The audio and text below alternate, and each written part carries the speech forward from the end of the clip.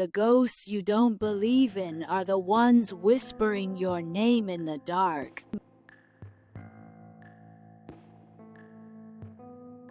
I wasn't sure why I stopped walking that night. Maybe it was the way the wind shifted, sharp, cold, and smelling faintly of copper. Or maybe it was the flicker of a street lamp ahead, stuttering like a heartbeat before plunging the sidewalk into darkness. But as I stood there, gripping the straps of my grocery bags, I couldn't shake the feeling that someone was watching me. It wasn't the kind of feeling you brush off. It prickled, hot and insistent, at the base of my skull. I turned around slowly. The street was empty, just rows of neat little houses and parked cars. No one was there. But then, faintly, from the direction of my apartment, I heard it. The unmistakable creak of my front door opening. Atlanta's old Fourth Ward isn't as glamorous as the city brochures make it seem. Sure, you've got Ponce City Market and the Beltline Trail for the tourists, but most of us are just scraping by in old buildings with paper-thin walls. My apartment wasn't anything special, a two-bedroom on the third floor of a brick complex with more cockroaches than residents. I had moved here 6 months ago after breaking up with my boyfriend, Lucas. It was supposed to be a fresh start, new city, new job, new me. Instead, I'd landed a dead-end admin gig at an insurance firm and spent most nights microwaving instant ramen and watching true crime documentaries until I fell asleep. Ellie, my roommate, was a wild card. She worked nights at a bar downtown, and when she wasn't mixing drinks for frat boys, she was trying to cleanse the apartment's energy with sage or salt circles. She meant well, but I couldn't help feeling like she didn't fully live in the real world. I'd joke that she was more likely to fight a ghost than pay the electric bill on time, and she'd just smile and say, "Well, ghosts don't have deadlines." Despite her quirks, Ellie was easy to live with, and I had settled into a comfortable, if unremarkable, routine. Work, groceries, Netflix. Repeat. That's why the feeling that night, the sense of being watched, was so unsettling. It didn't fit into the mundane little life I had built. As I neared my building, I told myself it was nothing, just my overactive imagination playing tricks on me. After all, I just spent the evening binging a series about unsolved disappearances.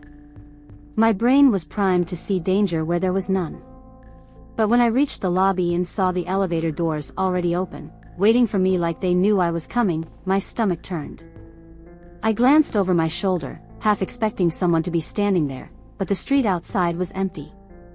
I stepped into the elevator, the fluorescent lights buzzing overhead, and pressed the button for the third floor. The doors slid shut, and I watched my reflection in the mirrored walls. My face looked pale, washed out. I rubbed at a smudge of eyeliner under my eye, my fingers trembling. The elevator dinged. I stepped out into the hallway, the familiar scent of Ellie's lavender incense drifting from under our door. For a moment, it reassured me. Everything was normal. I was home. But then I saw it, the faintest smear of red on the doorknob. "Ellie?" I called out, my voice thin. No answer. I set the grocery bags down and fumbled for my keys, my pulse pounding in my ears. As I unlocked the door and pushed it open, the apartment was dark except for a single flickering candle on the coffee table. Ellie's room was closed, but her bag and shoes were by the couch, where she always left them. "Ellie?" I called again, louder this time. Still nothing. I stepped inside, the door clicking shut behind me, and the sound seemed unnaturally loud in the silence. The air felt heavy, like the apartment was holding its breath. I turned toward Ellie's door, ready to knock, when I saw it, a shadow moving across the wall. But it wasn't Ellie. It was too tall, too thin, and it moved with an unsettling fluidity. My knees went weak, and I stumbled back, bumping into the coffee table. The candle tipped, wax spilling across the wood, and I caught a glimpse of something in the reflection of the TV screen. A face. But it wasn't mine. And it wasn't Ellie's. It was smiling. I stared at the flickering candlelight on the coffee table, my heart hammering in my chest. That face I had seen in the TV's reflection, it was wrong. Too pale, too angular, and those teeth, jagged and impossibly sharp. But when I turned around, the room was empty. The walls were still, the shadows motionless. My breathing was loud and ragged in the silence, and I tried to steady myself, gripping the edge of the table. "Ellie?" I called again, my voice cracking. No response. The air felt oppressive, heavy with something I couldn't quite name. The faint smell of lavender incense was still there, but now it was mixed with something metallic, faint but unmistakable. Blood. I moved cautiously toward Ellie's door, every creak of the floorboards beneath my feet like a gunshot in the quiet. My fingers hovered over the doorknob, and for a moment, I hesitated. Something deep inside me screamed not to open it. But then I heard it, a soft, rhythmic tapping from the other side of the door. "Ellie, are you okay?" I whispered, my voice trembling. The tapping stopped. My stomach dropped. I turned the knob slowly, pushing the door open just a crack. The room was dark, save for the pale blue light from her salt lamp in the corner. Her bed was unmade, blankets spilling onto the floor, and her desk was a mess of open books and scattered crystals. But Ellie wasn't there. The window was wide open, the thin curtains billowing in the night breeze. I stepped inside, scanning the room, my pulse racing. On the desk, one of her books was open, the pages covered in handwritten notes. The ink was smeared, like someone had dragged their fingers across it in a hurry. And then I saw it. On the wall above her bed, scrawled in what looked like dark, dripping paint, or something worse, were 3 words. "Not your body." I stumbled backward, nearly tripping over the blankets on the floor. My hands shook as I fumbled for my phone, pulling it out of my pocket and unlocking it with a trembling thumb. The screen glowed too brightly in the dim room, and I squinted as I scrolled to Ellie's number. It rang twice before going to voicemail. "Ellie, it's me. Where are you? Please call me back. I don't know what's going on, but," I trailed off, glancing back at the wall. Those words seemed to pulse, almost alive in the dim light. I ended the call and backed out of the room, shutting the door behind me. The apartment felt wrong now, as if the walls themselves were leaning in, closing the space around me. And then, from the living room, I heard a soft rustling sound. I froze, my hand still on Ellie's door. The sound was faint, like fabric brushing against the floor, but it was there. "Hello?" I called, my voice barely above a whisper. No answer. I crept toward the living room, each step feeling heavier than the last. The candle on the coffee table had gone out, leaving the room in near total darkness. My eyes adjusted slowly, and as I reached the couch, I noticed something I hadn't before. Ellie's shoes weren't in the same position. One of them was lying on its side, and the other was halfway across the room. "Ellie, if this is some kind of joke, it's not funny," I said, my voice shaking. The rustling came again, louder this time. It was coming from the kitchen. I turned toward the sound, dread coiling in my stomach. The kitchen was pitch black, the light bulb having burned out weeks ago. Ellie always meant to replace it, but she never got around to it. My phone's flashlight wobbled as I lifted it, casting a narrow beam into the darkness. I stepped closer, the light revealing the edges of the counter, the sink piled with dishes, the fridge humming softly. Then, the flashlight flickered and died. "No, no, no," I muttered, frantically tapping the screen. The battery icon glowed red, 1%. Before I could react, a loud bang came from the pantry.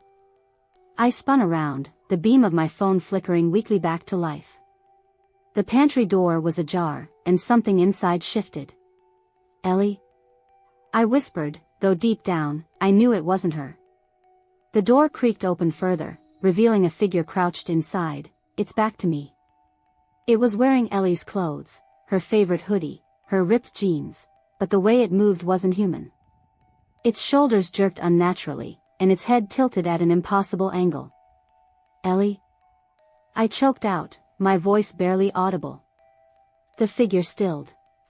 Slowly, it turned its head toward me, revealing a face that was both hers and something else. The skin was too pale, stretched too tight over sharp cheekbones. Her eyes were empty sockets, black as coal, and her mouth twisted into a grin that didn't belong to her. "Not Ellie," it rasped, the voice guttural and inhuman.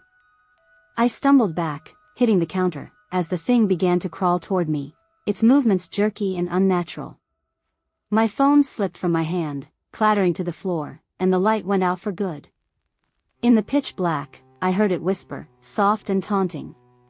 "Not your body, not your life." And then, something cold and clammy wrapped around my ankle, pulling me into the dark.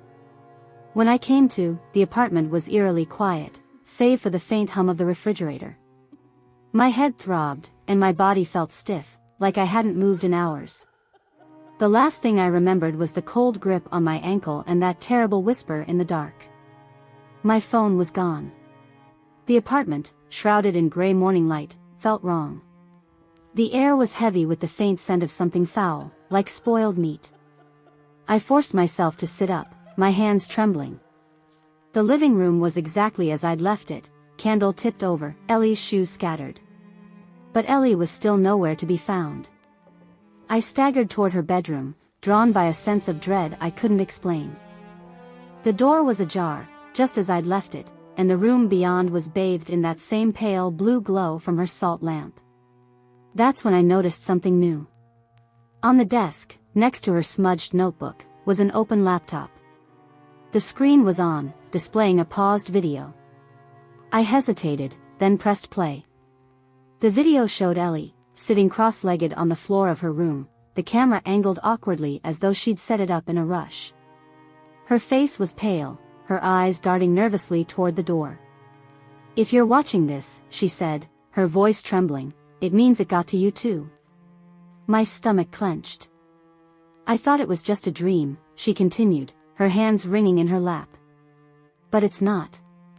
It's real. It's inside me. I don't know what it wants, but it makes me do things. Terrible things. And when it takes over, I can't stop it. I can't." A loud bang in the background made her flinch. She glanced over her shoulder, then back at the camera. "If you feel it, if you hear it whispering, run. Don't try to fight it. It's too strong." The video cut off abruptly. I stared at the screen, my heart racing. What was she talking about? Was this some kind of prank? But the look in her eyes, the terror in her voice, it wasn't fake. I turned away from the desk and froze. The words on the wall above her bed had changed. "It's your turn." I stumbled out of the room, my breath coming in shallow gasps. My mind raced, trying to make sense of what I'd seen, but nothing added up. Was Ellie possessed? Was I next? The apartment felt like a cage now, the walls too close, the air too thick. I needed to get out, to find help, but as I reached for the front door, it slammed shut on its own, the sound echoing like a gunshot. A voice whispered behind me. "Leaving already?" I spun around, and there it was, the thing wearing Ellie's face. It stood in the hallway, its movements jerky and wrong, its head cocked at an unnatural angle. "Where is Ellie?" I demanded, my voice trembling. The thing's smile widened, splitting its face grotesquely. "She's here," it said, tapping its temple. "But she's mine now. And soon, you will be too." I backed away, my hand fumbling for anything I could use as a weapon. My fingers found the tipped-over candle, and I hurled it at the thing.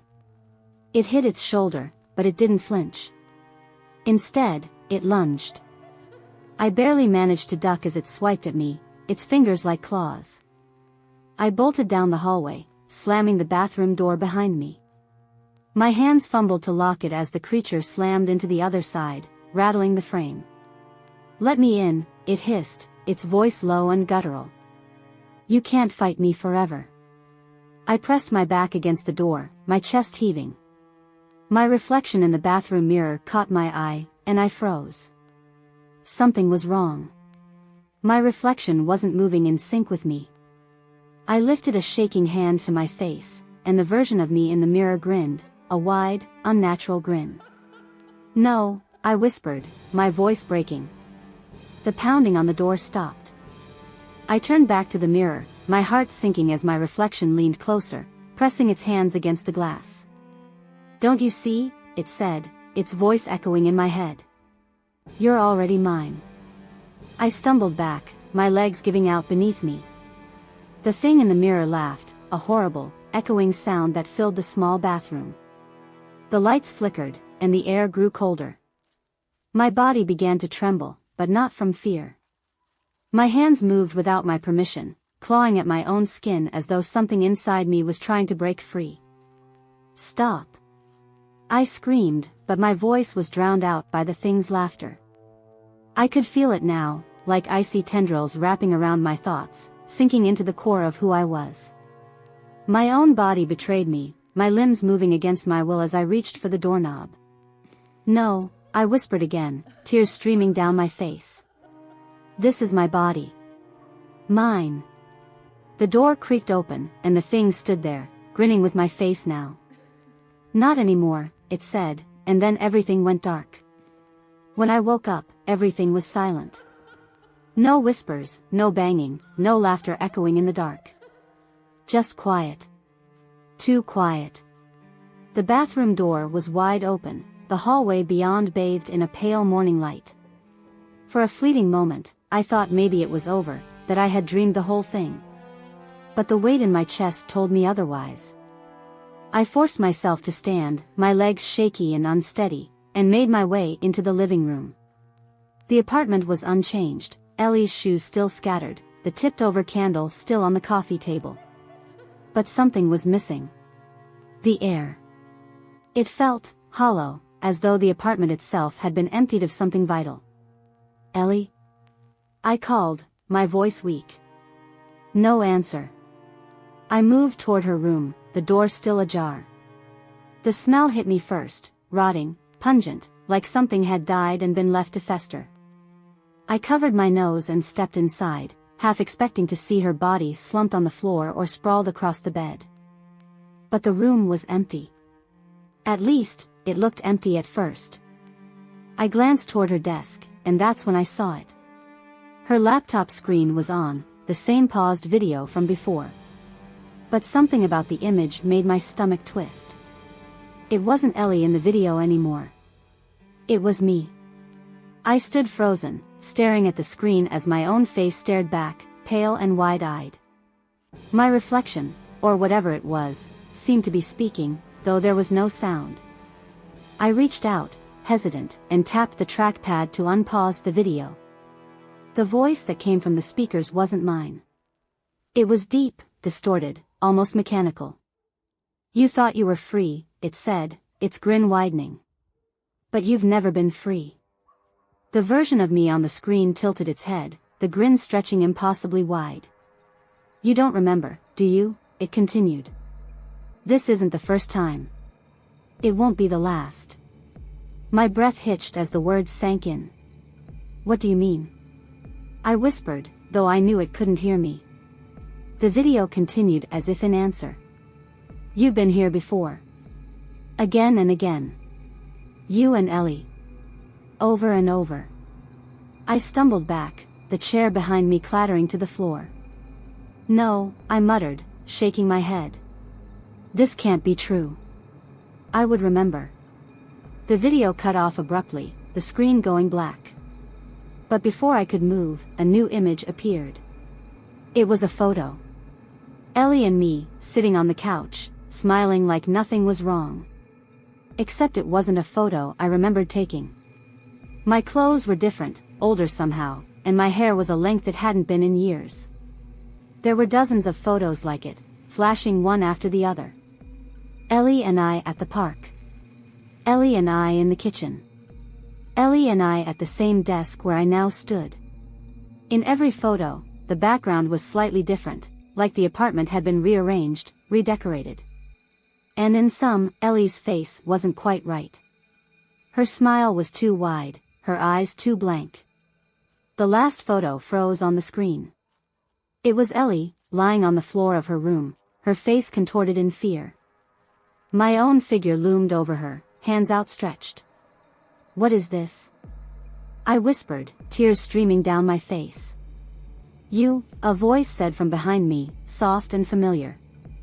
I spun around, my heart leaping into my throat.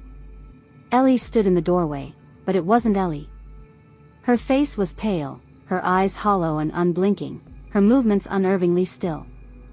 "You've always been the one," she said, her voice layered with something inhuman. "The one who brings it back." "What are you talking about?" I demanded, backing toward the desk. "You invited it in," she continued, stepping closer. "You always do. And when it's done with me, it moves to you. It's a cycle. A game. And we're its toys." Her expression twisted into something between a grin and a grimace. "But this time," she said, "it's letting you remember."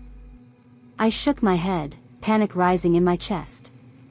"No, I don't believe you. This isn't real." "Oh, it's real," she said, her voice breaking into that guttural rasp I'd heard before. "And it's your turn now." Her body convulsed, and for a moment, I thought she was going to collapse.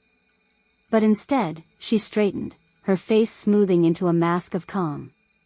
And then, in my own voice, she said, "See you next time." The lights in the room flickered and went out. When they came back on, Ellie was gone. I turned toward the laptop, my hands shaking, and saw that the screen had changed again. It was a new video. This time, I was sitting in Ellie's room, staring into the camera. My face was blank, my eyes hollow. "It's starting over," I said, my voice distant and empty. And then the screen went black.